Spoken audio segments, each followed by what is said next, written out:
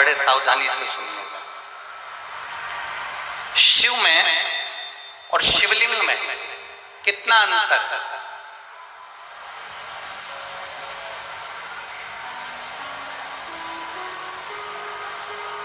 दिल्ली में कोई विवेक विहार का वो लड़का था जिसने वो प्रश्न किया था, और हमने उस बच्चे से कहा था कि अगर बन सके तो पहले दिन की कथा जरूर सुनना रेवाड़ी की। उस कथा में हम वर्णन करेंगे कि शिव में और शिवलिंग में कितना अंतर है। घर के अंदर भगवान शंकर की मूर्ति नहीं रखाती है, घर के अंदर भगवान शंकर का शिवलिंग रखा था। आप लोगों के घर में क्या है? जम के बोलो जरा। शिवलिंग है। मूर्ति में और शिवलिंग में अंतर क्या है?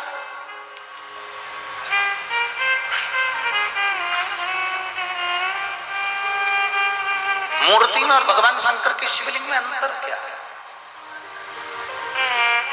सबसे पहला अंतर तो आप अगर देखेंगे तो रावण का चरित्र उठाकर देखिए कि शिवजी में और शिवलिंग में क्या अंतर है। रावण भगवान शंकर के कैलाश धाम को शंकर जी के समेत उठा लेता है।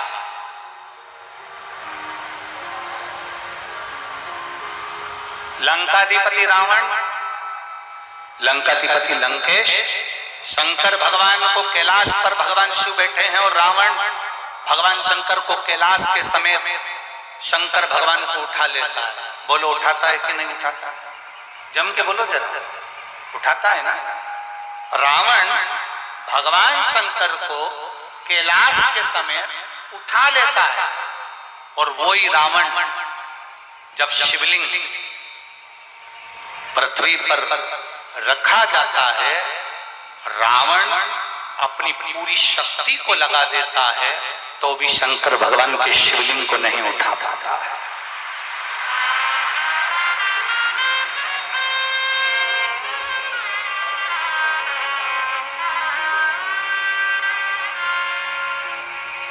शिवलिंग नहीं उठा पाया, भगवान शंकर के शिवलिंग को नहीं उठा पाया,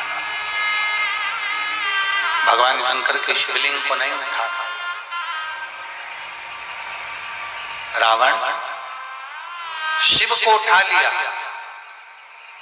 रावण ने कैलाश पर्वत को उठा लिया, पर रावण शिवलिंग को नहीं उठा पाता।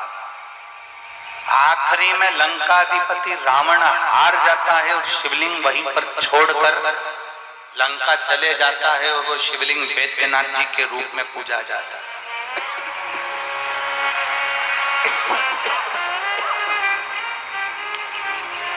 अंत में वो शिवलिंग वैद्यनाथ जी के रूप में पूजा था।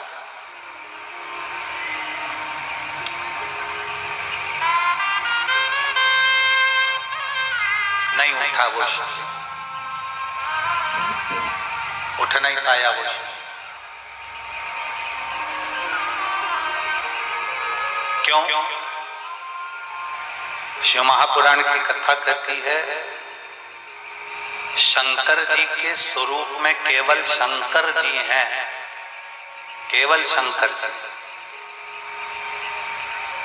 शंकर जी के स्वरूप में केवल शंकर जी हैं, और शिवलिंग का जो स्वरूप है उसमें केवल शंकर जी नहीं है, उसमें गणेश जी भी बैठे हैं, कार्तिकेय जी भी बैठे हैं, अशोक सुंदरी भी बैठी है, पार्वती जी भी हैं, शंकर जी भी हैं, जया, विषहरा, शामली बारी, दौतली, जया, ये सब भगवान शंकर की 5 लड़कियां, भगवान शिव की 5 बेटियां, गणेश, कार्तिकेय, अशोक सुंदरी, देवी, और शंकर भगवान की परिधि में जहां जल निकल रहा है उस स्थान पर 33 कोटि देवी देवता।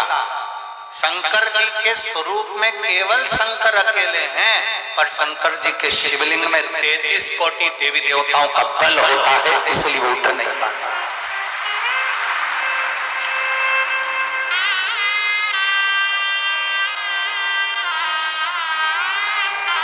ब्रह्मा जी की पूजन करने के लिए कहीं नहीं जाना, भगवान विष्णु की पूजन करने के लिए कहीं नहीं जाना, इंद्र की पूजन करने के लिए कहीं नहीं जाना, गरुड़ वरुण की पूजन करने के लिए कहीं नहीं जाना, नवग्रह देवता की पूजन करने के लिए कहीं नहीं जाना। एक एक देवता की, कुल देवी, पितृदेव, वास्तुदेव, आहुतदेव, वासुकी देव, ये सारे देवताओं की पूजन करने के लिए कहीं नहीं जाना।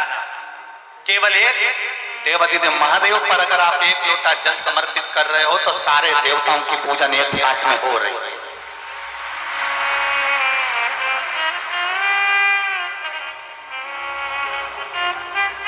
शिव को उठाना सरल है पर शिवलिंग को उठाना कठिन। और दूसरा प्रसंग आया,